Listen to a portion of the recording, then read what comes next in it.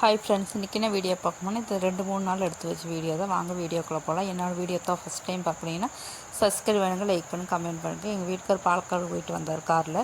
பைக்கில் போய் கூட்டிகிட்டுலான்னு சொல்லி நான் பைக் எடுத்துகிட்டு போய் நாங்கள் 2 பேரும் வந்தோம். அதுக்கப்புறம் மீன் வாங்கிட்டு வந்தது அடுத்த நாள். இப்போ அது காலையில் தான் வாங்கிட்டு வந்தால் அது எல்லாம் எடுத்து கழுவி வைக்கிறேன்னு சொல்லி மட்டும் இப்போ கழுவிட்டு இருக்கிறேன். ஐயில் தான் வாங்கினார். அது கொஞ்சம் கேடு வந்த மாதிரி ஆயிடுச்சு ஐயில். இப்போ அதெல்லாம் நல்லா க்ளீன் பண்ணி வச்சிடலாம்.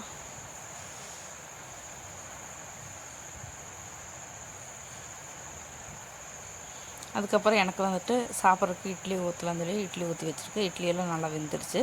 காலையில் வச்ச தேங்காய் சட்னி இருந்தால் அதை வச்சு சாப்பிட்லான்னு சொல்லி மட்டும் ப்ளேட்டில் எடுத்து மாற்றி வச்சுக்கிறேன். ப்ளேட்டில் போட்டாச்சு. இப்போ தேங்காய் சட்னி வச்சுக்கலாம். இப்போ தேங்காய் சட்னி வச்சு சாப்பிட்டுக்கலாம்.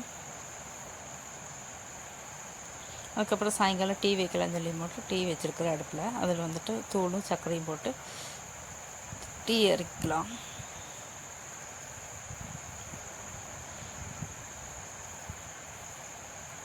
இப்போ இதே மாதிரி ஆற்றியும் போட்டு கொண்டு எங்கள் வீட்டுக்காரருக்கு கொடுத்துட்டு வந்துடலாம். அதுக்கப்புறம் நைட்டு வந்து மட்டும் மீன் குழம்பு வச்சாச்சு. அதுக்கப்புறம் மீனும் பரட்டி வச்சு அதையில் வறுத்தாச்சு. இட்லி ஊற்றி வச்சுருக்குது எனக்கு. நைட்டு சாப்பிட்றலாம். இப்போ இட்லி வச்சுட்டு அதுக்கப்புறம் மீன் குழம்பு ஊற்றிக்கலாம். அதுக்கப்புறம் மீன் வறுவல் வச்சுக்கலாம். வச்சு சாப்பிட்டாச்சு. இது சனிக்கிழமை சாயங்காலம் எடுத்த வீடியோ. பரோட்டா செய்யலன்னு சொல்லி மட்டும் பரோட்டா மாவில் காலையிலே பிசைஞ்சு வச்சுட்டு அது நல்லா ஊறி வந்துடுச்சு. அதுக்குள்ளே சாயங்காலத்துக்கு வந்து முட்டை கிரேவி வைக்கணும்னு சொல்லி முட்டையில் வேக போட்டு இப்போ பரோட்டா மாவில் இதேமாதிரி உருட்டி வச்சு அதுக்கப்புறம் தட்டியும் போட்டு இதேமாதிரி பரோட்டா சுட்டு எடுத்துக்கலாம். அதுக்கு முட்டை குழம்பு ஊற்றி சாப்பிட்டுக்கலாம். இது ஞாயிற்றுக்கிழமை எடுத்த வீடியோ. ஞாயிற்றுக்கிழமை வந்து காலையில் வீட்டுக்கார் போய் மட்டனும் அதுக்கப்புறம் பீஃபும் வாங்கிட்டு வந்தார். அது பீஃபு, இது மட்டன். இங்கெல்லாம் இதே மாதிரி இலையில் தான் வச்சு கொடுப்பாங்க மட்டனு. அதுக்கப்புறம் சாப்பாடு வைக்கணும்னு சொல்லி அடுப்பில் வந்துட்டு சாப்பாடு வச்சுருக்கிறேன். அதுக்கு வந்து மட்டும் அரிசி போட்டுக்கலாம். அதுக்கப்புறம் சின்ன வெங்காயம், இஞ்சி, பூண்டெல்லாம் வணக்கித்தான் போடுவேன் எப்போவுமே. பட்டை கிராம்பெல்லாம் இப்போ அதெல்லாம் போட்டு நல்லா வணக்கியாச்சு. இப்போ குக்கரில் வந்துட்டு விசில் வச்சுக்கலாம் மட்டனு. அதுக்கப்புறம் சோறெல்லாம் நல்லா கொதி வந்துருச்சு. இப்போ மட்டன் குழம்பு ரெடி ஆயிடுச்சு. இப்போ எடுத்து ஊற்றிக்கலாம் தேங்காய் கடைசியாக. இன்னும் ரெசிபியெல்லாம் எடுக்கல லைவ் போட்டதுனால. நான் என்னெல்லாம் பண்ணேன் மட்டும்தான் காணிக்கிறேன் இந்த வீடியோவில்.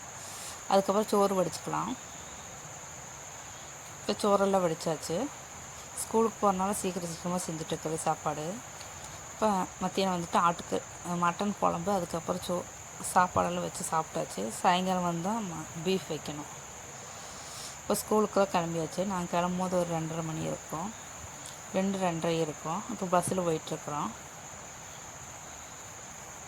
இப்போ கஞ்சிக்கோடு ரோட்டில் போனால் சரியான மழை. அங்கெல்லாம் ரோடெல்லாம் இடித்து போட்டு வச்சுருக்கோம். அங்கே தான் நடந்து போகணும். இப்போ ஸ்கூலுக்கு வந்தாச்சு. அங்கே சிஸ்டர் மாதிரிலாம் பேசிகிட்டு இருக்கிறாங்க. இப்போ நாங்கள் 2 பேரும் வீடியோ எடுத்து போட்டு அதுக்கப்புறம் வீட்டுக்கு கிளம்பி வந்துட்டோம். அதுக்கப்புறம் சாயங்காலம் பீஃபெல்லாம் கிரேவி வச்சாச்சு. நெய் சாப்பாடு வந்துட்டு அடுப்பில் வச்சுருக்கிறேன். இப்போ தம்மு போட்டு இறக்கி வச்சாச்சு. இப்போ மேலே வந்துட்டு முந்திரி, அதுக்கப்புறம் திராட்சை, அதுக்கப்புறம் டியூட்டி ஃப்ரூட்டி எல்லாம் போட்டு கொஞ்சம் கொத்தமல்லி புதினா போட்டுக்கிறேன். அதுக்கப்புறம் நெய் மேலே கொஞ்சம் ஊற்றியும் போட்டு நல்லா அடைச்சி வச்சு போட்டு ஒரு 2 நிமிஷம் இருக்கட்டும்.